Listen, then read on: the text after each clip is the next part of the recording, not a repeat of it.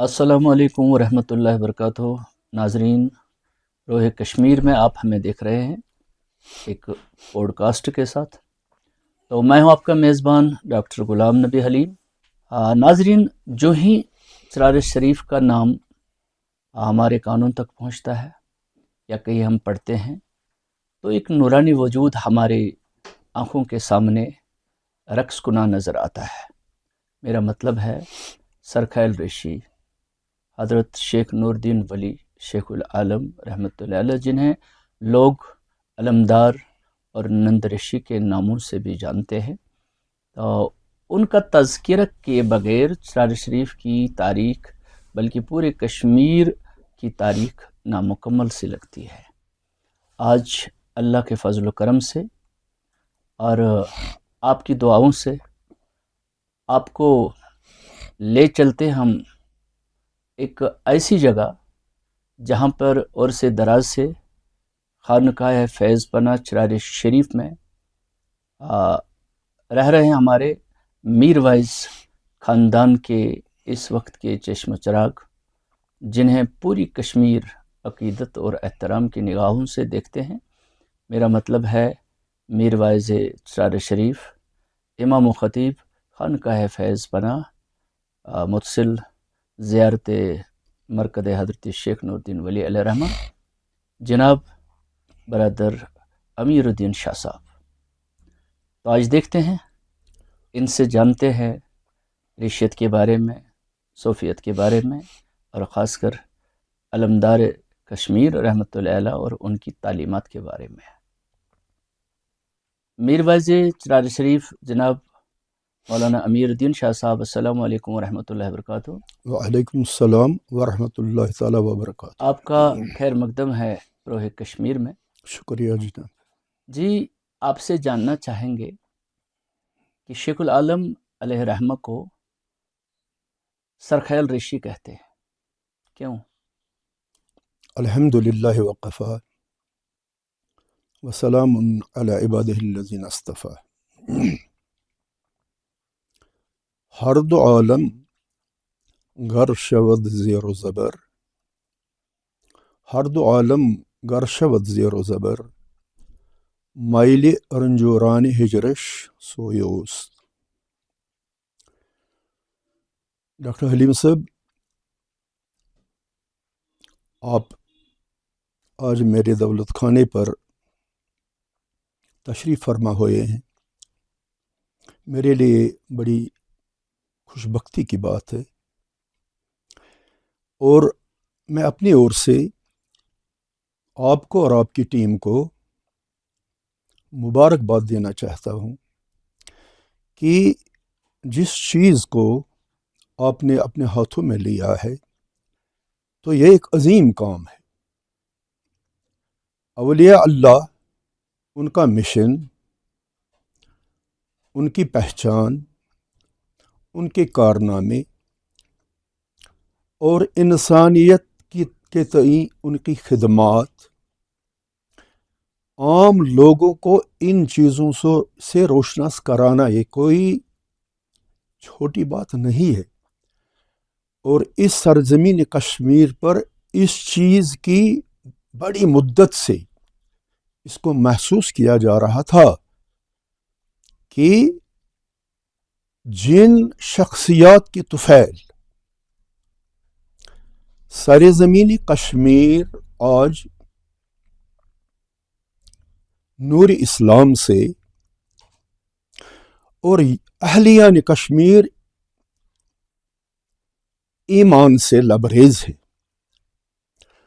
تو ان شخصیات کو جاننا یہ تو انتہائی ضروری بات ہے۔ اس بارے میں جو آپ نے یہ مشن شروع کیا ہے تو یہ انتہائی قابل تعریف ہے۔ اس ضمن میں آپ کا شکریہ ادا کرنا چاہتا ہوں۔ جہاں تک تعلق ہے علمدار کشمیر رحمۃ اللہ علیہ، جیسے کہ آپ نے اپنے سوال میں پوچھا کہ یہ سرخیلی اولیاء کیسے ہے، یا ریشیت کے یہ علم بردار کیسے جی، تو جہاں تک تعلق ہے ریشی سلسلے کا، تو جہاں تک میری نالج ہے اور میرے مطالعے کا تعلق ہے، تو ریشیت جو ہے یہ تو صوفی ازم کی ارتقا ہے۔ جی یعنی اگر ہم دیکھیں تو ریشیت اور صوفیت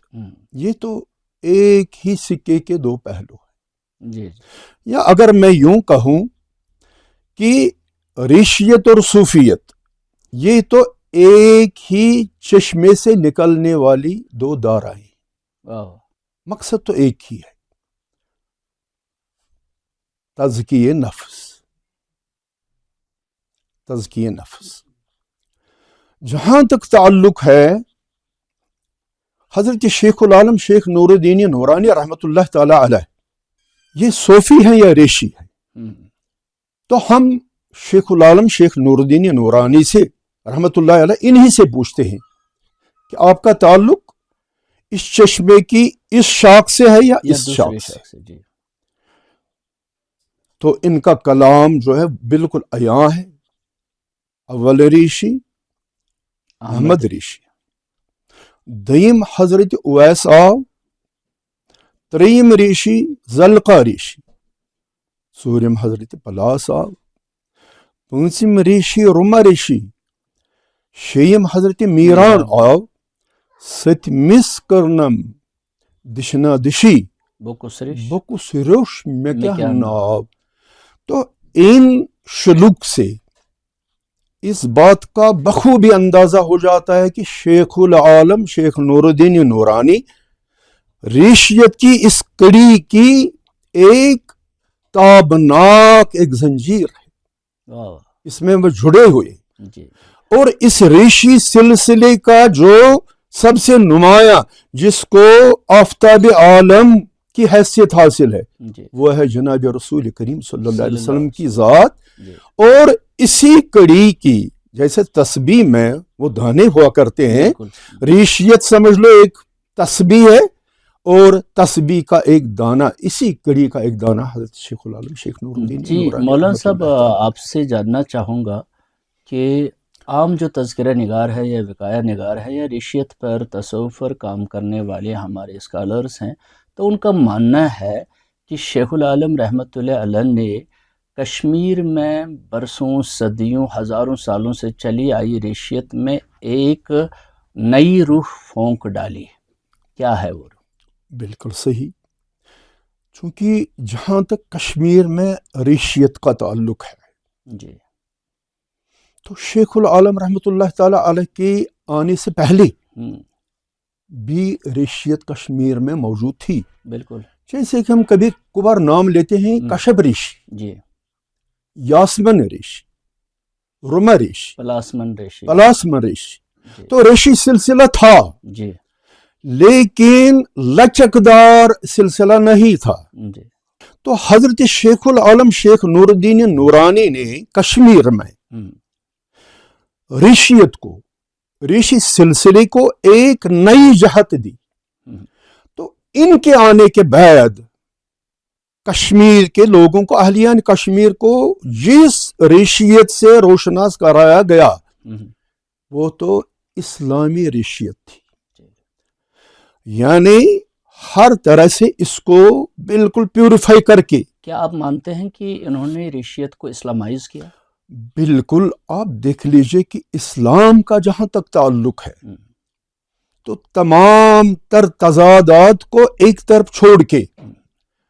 ڈاکٹر حلیم صاحب آپ کو لگتا ہے کہ اسلام جتنا سلامتی کا دین ہے اور سلامتی اور پیس کا ماحول کریٹ کرنے میں اسلام کا جتنا ہاتھ ہے اور عمل دخل ہے، شاید دنیا میں کسی اور دین نے امن و امان کے لیے، انصاف کے لیے، احسان کے لیے، انسانیت کی خدمت کے لیے اور انسانیت کو تابناک بنانے کے لیے جتنا کام اسلام نے کیا ہے، شاید کسی اور دین میں یہ مثال نہیں ہے۔ جی تو حضرت شیخ العالم شیخ نور الدین نورانی رحمۃ اللہ تعالی علیہ جس ریشیت کو انہوں نے پیش کیا، جی تو آپ ان کے سلوک سے دیکھ لیجئے کہ اس ریشیت سے چاہے کسی کا مذہب، دین، ملت، لسانیات، علاقہ کیا ہو کیا نہ ہو، کچھ اور بھی ہو، تو شیخ العالم رحمۃ اللہ علیہ نے ایسے ریشیت کو پروجیکٹ کیا جس میں سب کو اکاموڈیٹ کیا گیا. جی کوئی ایک مثال؟ مثلا آپ دیکھ لیجئے کہ حضرت شیخ العالم شیخ نور الدین نورانی رحمۃ اللہ تعالی علیہ،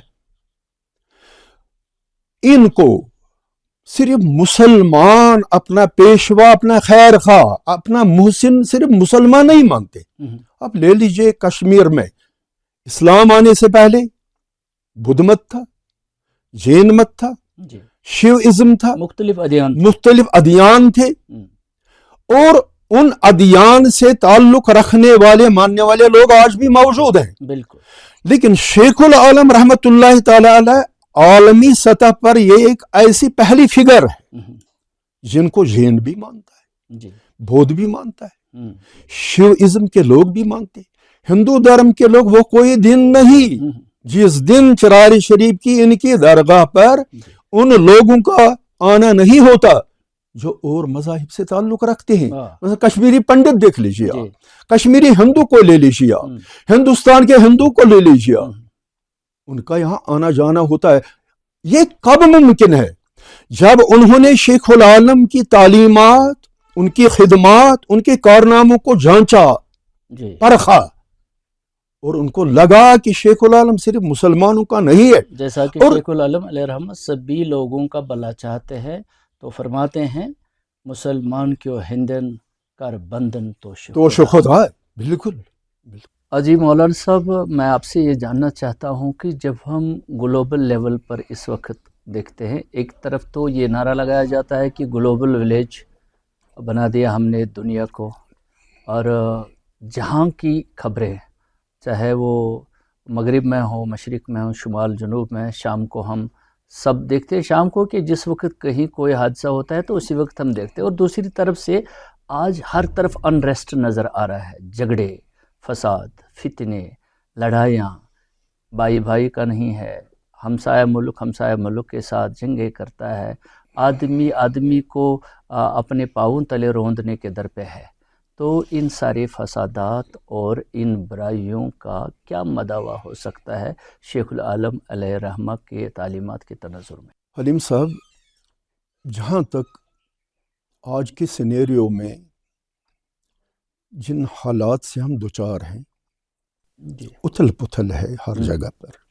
بائی کا نہیں ہے، جیسے کہ آپ نے اظہار بھی کیا. تو ان الجھنوں سے اور ان مسائل سے چھٹکارا پانے کا ایک ہی راستہ ہے، جس کو تو آج ہر ذی شعور انسان یہ محسوس بھی کر رہا ہے کہ ان الجھنوں سے نکلنے کا آخر کا راستہ کیا ہے. تو ہم جب دیکھتے ہیں کہ ان الجھنوں، ان مسائل سے یا ان مشکلات سے نکلنے کا ایک ہی طریقہ ہے، جب تک نہ ہم ریشیت اور صوفیزم کو سمجھنے کی کوشش کریں اور صوفیانہ اور ریشیانہ طرز زندگی جب تک نہ ہم اختیار کریں، تو تب تک ان سوالوں کا کسی کے پاس کوئی جواب نہیں ہے. کیونکہ آپ دیکھ لیجئے، اگر ہم ایک ریشی کو لیتے ہیں یا ایک صوفی کو لیتے ہیں، تو یہ تحریکیں جو ہیں یہ کوئی نئی تحریکیں نہیں ہیں. جب ہم سیدنا عبد القادر جیلانی رحمۃ اللہ تعالی علیہ سے اس بات کو جاننے کی کوشش کرتے ہیں، استفسار کرتے ہیں کہ لے لیجئے تصوف کو کس نظر سے حضرت شیخ سید عبد القادر جیلانی لیتے ہیں، تو ہم چاہتے ہیں نا کہ چین و سکون ہر طرف سے ہو، بالکل، گھروں میں ہو، محلوں میں ہو، گاؤں میں ہو، قصبے میں ہو، ملک میں ہو، اور عالمی پیمانے پر ہو. تو کون ایسے حالات کون پیدا کر سکتا ہے؟ حضرت شیخ سید عبد القادر جیلانی سے جب پوچھا جاتا ہے کہ تصوف کے بارے میں آپ کی رائے کیا ہے، تصوف، تو صوفی کا جو سواد ہے، لفظ سواد، جی حضرت شیخ سید عبد القادر جیلانی رحمۃ اللہ علیہ فرماتے ہیں صاف سے مطلب ہے صفائی قلب، بالکل، دل کی صفائی، دل کو تمام الجھنوں سے، آلائشوں سے، حسد کینے سے، بغض و عناد سے پاک کرنا۔ جی صوفی اصطلاح کا جو سواد ہے جی یہ دل کی صفائی کا کام کرتا ہے، تزکیہ نفس، اور جب تزکیہ نفس ہو جائے جی تو پھر سواد کے بعد واو آتا ہے۔ جی واو کا مطلب ہے مقامی ولایت، واو، جس کا دل صاف ہو جائے اس کو مقامی ولایت کے یعنی منصب قرب- پر بٹھایا جاتا قرب ہے۔ خداوندی حاصل ہوتا قرب ہے، خداوندی یعنی اللہ تعالیٰ کے قریب یہ بندہ ہو جاتا ہے۔ بالکل۔ پھر اور جہاں تک فا کا تعلق ہے، جی فنا فی اللہ، آپ دیکھ لیجئے جس بندے نے اپنے دل سے تمام تر آلائشوں کو دور کیا، جی پھر اللہ کے اذن سے اس کو ایک ایسے منصب پر بٹھایا گیا کہ اس کو پوری دنیا اپنے آنکھوں کے سامنے نظر آتی ہے، بالکل، اور وہ اللہ کے وجود میں گم سم ہو کے رہ جاتا ہے۔ جی تو ایسے لوگ جب وجود میں آ جاتے ہیں تو ان کا کام کیا ہوتا ہے؟ میں نے اپنا دل صاف کیا، لیکن میرا دل صاف کرنے کا مقصد ہی تب تک پورا نہیں ہوتا جب تک نہ میں اپنے دوستوں، اپنے گھر، اپنے محلے، تمام تر انسانیت کے سینوں کو صاف نہ کروں۔ جی جی تو اس طرح سے ایک صوفی جو ہوتا ہے، ایک ریشی جو ہوتا ہے، اس کے سامنے پوری کی پوری انسانیت اس کا عیال ہوتا ہے، بالکل، اس کا عیال ہوتا ہے۔ تو اگر ہم ان کی طرف رجوع کریں، جو ہم دیکھتے ہیں قتل و غیرت گری، کینہ، حسد، اور بالکل ایک اتھل پتھل کا جو ماحول ہے، جب تک نہ ہم ریشیت اور صوفیت کی طرف رجوع کریں جی تو ہم نہ قرآن سمجھنے کی حالت میں ہے، اور نہ ہم اسلام کو پانے کی حالت میں، اور نہ ہم انسانیت کو سمجھنے کی حالت میں۔ یہ آپ کے کہنے کا مطلب یہ ہے کہ جیسا حدیث قدسی ہے الخلق کلہم عیال اللہ، عیال جو اللہ، تمام مخلوق ہیں، انسانیت ہی نہیں، جو دوسرے کریچرز ہیں، دوسرے مخلوق ہیں، وہ سب مخلوق اللہ کی عیال ہے، اور اس میں آگے بتایا جاتا ہے کہ اللہ اسے پسند فرماتا ہے جو اس کے عیال کو فائدہ پہنچائے۔ تو یہاں میں آپ سے ایک سوال کرنا چاہتا ہوں کہ آپ عرص دراز سے شیخ العالم رحمۃ اللہ علیہ کی ہمسایگی میں، ان کے صحن پاک میں موجود خانقاہ فیض پناہ میں ایک انتہائی اہم کام انجام دے رہے ہیں، جو جمعہ کے خطبات آپ میروائز ہیں آپ، اور آپ کے آباء و اجداد بھی یہ کام دیتے رہے ہیں عرص دراز سے۔ لیکن جب میں پڑھتا ہوں، مجھ جیسا قاری جب شیخ العالم علیہ رحمہ کو بڑے یقین اور عقیدت، احترام اور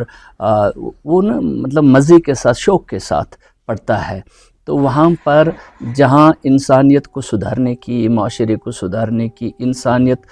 کو بگاڑ سے نکال کے سنوارنے کی طرف لینے کی نصیحتیں ہیں، وہیں پر شیخ العالم علیہ رحمہ اپنے زبان مبارکہ سے یہ بھی کہتے ہیں: نصر باب جنگ الخسن گیم خیمی، میسرا یز بڑ عبادت، وشت یز بڑ بدنامی، سرس کریں کنی کت۔ تو آپ اس شلوک سے کیا سمجھتے ہیں؟ کیوں؟ کیا یہ تنگ آنکھ ہے، یا جو کام شیخ العالم علیہ رحمہ نے کیا اس پر پچھتاوا ہوا تھا، یا کچھ اور اس کا مطلب ہے؟ جہاں تک اس شلوک کا تعلق ہے، جی غار نشینی جو ہے، جی حضرت غار نشینی جو ہے، تو رسول اللہ صلی اللہ علیہ وسلم نے پیغمبر بننے سے پہلے، یعنی پہلی وحی آنے سے پہلے، جی تو وہ بھی تو غار حرا میں ٹھہرے، عبادت و ریاضت کے لیے۔ کہ یہی ہے نا جو یہ قلب کی صفائی کا معاملہ جو ہے، جی سینے کی صفائی کا معاملہ جو ہے، تو یہ تو ابتدائی منزل ہوتی ہے۔ جی جب تک نہ یہ ہو جائے تو غار نشینی جو ہے اس کو سنت کے طور پر بھی ہم لے سکتے ہیں، لیکن غار نشینی تو الٹیمیٹ رزلٹ نہیں ہے۔ بالکل، غار نشینی میں جو کچھ حاصل کرنا ہوتا ہے وہ تو غار میں حاصل ہو ہی جاتا ہے، بالکل، لیکن جو کچھ حاصل ہو جاتا ہے، جس کی کرن انسان پر پڑتی ہے، یعنی عرفان کی کرن، بالکل، تو پھر تو اس کرن کا مقصد ہی کیا ہے؟ جس کرن کے ذریعے لوگوں کے اعمال کو، ان کے تخیلات کو، ان کے ظاہر کو، ان کے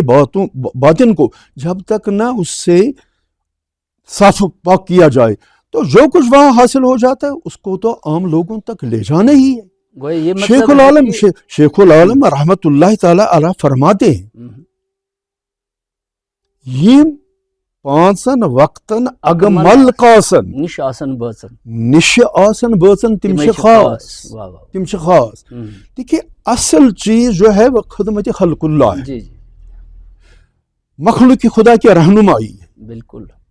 تو یہ جو غارنشینی ہے یہ ایک تربیتی کورس ہوتا ہے، اس سے تو بالکل ہمارے لیے اس سے بڑی مثال اور کیا ہو سکتی ہے کہ نبوت ملنے سے پہلے رسول اللہ صلی اللہ علیہ وسلم کہاں پر غار نشین ہوئے؟ ہرا میں، جہاں تک چڑھنا پہنچنا بڑی مشکل بات ہے، لیکن ہرا میں ہی سب کچھ حاصل ہو گیا تو پھر اپنی قوم کی طرف آئے اور اللہ کا پیغام پہنچانے کے لیے، انسانیت کی خدمت کے لیے۔ پھر تو غار میں نہیں رہے رسول اللہ صلی اللہ علیہ وسلم، پھر تو ہر بازار گلی کوچے میں گئے، ہر محلے میں گئے، ہر ملک میں گئے، اور جو مشن تھا ان کا اس کو انہوں نے پورا کیا، اور یہی کام تو شیخ العالم نے بھی بالکل صحیح آپ نے فرمایا۔ آپ نے ایک ذاتی سوال آپ سے کرنا چاہتا ہوں، وہ یہ ہے کہ آپ کو شیخ العالم رحمۃ اللہ علیہ کی کس چیز نے سب سے زیادہ متاثر کیا؟ دیکھیے اصل بات ہے جب ہم شیخ العالم رحمۃ اللہ تعالی علیہ کو پڑھتے ہیں، ان کے کلام میں ہے کرود نو مسلمان پزے، واہ، کرود غصے کو کہتے ہیں ہے نا، دوئی کرود نو مسلمان پزے، یعنی حضرت شیخ العالم شیخ نور الدین نورانی رحمۃ اللہ علیہ مسلمان کو ایک ایسا مسلمان بنانا چاہتے ہیں، دیکھنا چاہتے ہیں جو پوری انسانیت کے لیے ایک سائے کا کام کرے، ایک سایہ بان بنے، اس کے دل میں کسی اور کی نفرت نہیں ہونی چاہیے، اور اس کا ہاتھ، اس کا دل، اس کی زبان، اس کا دیکھنا، یہ سب عالم کے لوگ یہ محسوس کرنے چاہیے کہ مسلمان واقعتاً پوری عالم کے لیے سلامتی اور امن کا ایک پیغام ہے، مسلمان امن کی ایک پہچان ہے، ہر ایک کے لیے یہ امن کا ایک نمائندہ ہے۔ تو اس بارے میں شیخ العالم رحمۃ اللہ تعالی علیہ انہوں نے یہ تمام تر ان بندشوں اور آلائشوں کو، ان بندشوں کو ہٹا دیا، مسلمان اور ہندو، رود نو مسلمان پزے، یہ ایک ایسا مسلمان دیکھنا چاہتے ہیں جو پورے عالم کے لیے ایک امن کا پیغام ہو۔ تو انسانیت کے تئیں شیخ العالم کی خدمات جو ہیں، تو انہوں نے جیسے انسانیت کو اپنا لیا تو یہ ان کا جو یہ وتیرہ ہے، یہ طریقہ رہا ہے، تو یہی ہے وجہ کہ آج دنیا کی تمام تر قوموں تک، جن تک بھی ان کا پیغام پہنچتا ہے تو وہ بولتے ہیں ہمارا شیخ العالم، ہمارا شیخ العالم۔ اب دیکھیے میر محمد حمدانی رحمۃ اللہ علیہ جب پہلی بار ان سے ملے، سادات تھے، سید تھے، عالم تھے، وقت کے بادشاہ تھے، اپنے ملک کے بادشاہ تھے، جب انہوں نے شیخ العالم رحمۃ اللہ تعالی علیہ ان کے اسی مقام اور مرتبے کو دیکھا کہ شیخ العالم نے یہاں انسانیت کے لیے جو کام کیا ہے، تو حضرت میر محمد حمدانی نے ان کو یہ ٹائٹل دیا ہے سیحل شعبی عالمداری، یعنی عالم کا اگر کوئی رہنما ہو سکتا ہے آج کے سینیریو میں تو وہ صرف اور صرف شیخ العالم رحمۃ اللہ تعالی۔ مولانا صاحب آخر پر میں آپ سے یہ پوچھنا چاہتا ہوں کہ اگر آپ سے بتایا جائے گا کہ نئی پود جو حقیقی راہ سے کوسوں دور چلی گئی ہے، بٹک گئی ہے، اس کو واپس بلانے کے لیے شیخ العالم علیہ رحمہ کا صرف ایک سلوک ہم بتائیں گے، کیا ہوگا وہ سلوک؟ دیکھیے اصل بات جو ہے حدیث میں آیا ہوا ہے، حدیث پاک ہے، من عرف نفسہ فقد عرف ربہ، فقد عرف ربہ۔ جی حدیث نہیں ہے، یہ قول مانا جاتا ہے۔ ہاں یہ حدیث یہ کہتا ہے کہ علی علیہ السلام کا قول ہے، تو somebody is saying کہ it is the saying of سقراط whatsoever it is، جو بھی ہے، لیکن ایک اپیل تو ہے، ایک پیغام ہے اس میں، ایک میسیج ہے اس میں، ایور گرین بات، ایک میسیج ہے اس میں۔ دیکھیے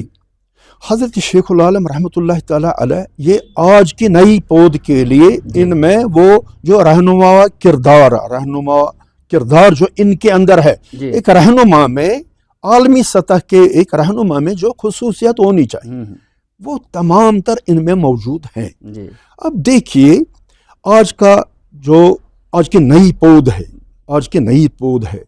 وہ جس چیز سے بٹک گئی ہے ان کو عرفان حق نہیں ہے، بالکل عرفان حق نہیں ہے۔ شیخ العالم رحمۃ اللہ تعالی علیہ آپ دیکھیے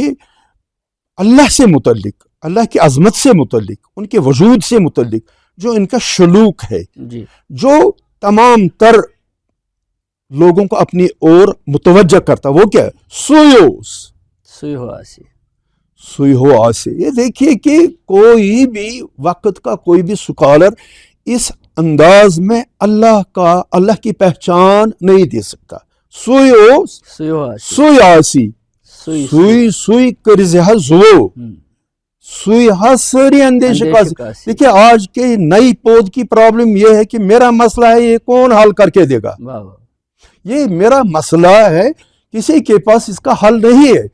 ہے کوئی جو میرے مسئلے کو، نئی پود کا جو مسئلہ ہے وہ کون کرے؟ سوئی سری اندیش کاسی زو پائس پہ تو شیخ العالم کا یہ پیغام کہ عالمی مسائل کو اگر حل آپ کرنا چاہتے ہیں تو آپ کو اللہ وحدہ شریک کی طرف رجوع کرنا پڑے گا، پھر آپ کے مسائل کتنے بھی شدید تر کیوں نہ ہو وہ حل ہو جائیں گے۔ تو یہی دعا کرتے ہیں۔ مولانا امیر الدین شاہ صاحب، آپ کا بہت بہت شکریہ، آپ نے ہماری دعوت پر اپنا قیمتی وقت ہمیں دیا، اور ہم یہی دعا کریں گے کہ اللہ کرے آپ کے ساتھ کی گئی یہ بات چیت ہمارے نئی پود اور ہمارے کل معاشرے کی سنورنے کے لیے سود مند ثابت ہو۔ تو ہم یہی امید کرتے ہیں کہ آپ ہماری کوشش رہے گی، ہم یہ دعویٰ نہیں کریں گے کہ ہم علم کل ہیں، یا جن پرسنلٹیز کے ساتھ ہم آپ کی ملاقات کراتے ہیں وہ سب کچھ جاننے کا دعویٰ نہیں کرتے ہیں، لیکن ایک کوشش ہے، اور وہ دن دور نہیں کہ جب اللہ تبارک و تعالی ہمیں ہر جگہ پورے گلوبل لیول پر اور پوری دنیا میں ہمیں امن امان اور اپنی عنایات اور اکرامات سے نوازے انشاءاللہ۔ تو آپ سے یہی گزارش ہے کہ ہمارے پروگرام کو دیکھ کر ہمیں اپنی قیمتی آراء سے نوازے گا، اپنے مفید مشوروں سے ہمیں نوازے گا۔ ہم آپ کی قدر کرتے ہیں کہ جب آپ ہیں تب ہم ہیں، ہماری بات کو سننے والے دیکھنے والے ہوں تب اس بات میں اور مزہ آ جائے گا۔ تو فی الحال آج کا یہ پوڈ کاسٹ یہیں پر اختتام کو پہنچاتے ہیں، ملتے ہیں اگلی ملاقات میں ایک نئی پرسنلٹی کے ساتھ، ایک نئے موضوع کے ساتھ۔ تب تک کے لیے اپنا خیال رکھیے گا، آپ کا اور ہمارا اللہ حافظ و نگہبان۔